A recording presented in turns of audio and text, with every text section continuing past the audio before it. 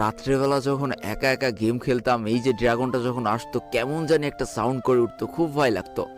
আর এখন গেম খেলতে গেলে এইভাবে কোনো ড্রাগনও আসে না, কোনো ভয়ও লাগে না।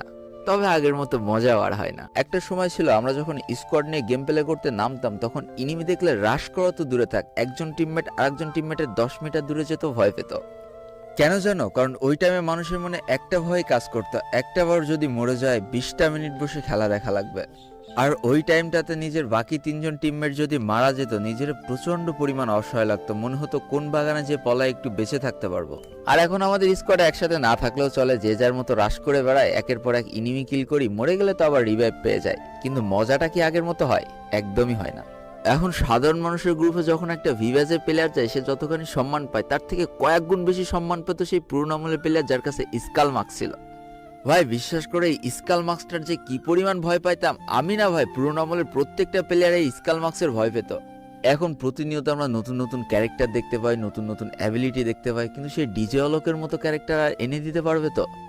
প্রত্যেকটা ইউটিউবারের কমেন্ট বক্সে লেখা হতো, মুঝে ডিজে অলক দে দাও, মুঝে ডিজে অলক দে দাও, আমাকে ডিজে অলক দাও। এসব কথা মনে পড়লে অনেক ভালো লাগে, কারণ তখন আমি নিজেও অনেক ইউটিউবারের কমেন্ট বক্সে যে লিখেছি যে আমার ডিজে অলক দে দাও, ডিজে অলক দে দাও, মানে মনে করতাম ডিজে অলক পাইলে হয়তো সব থেকে ভালো খেলা পারা যায়।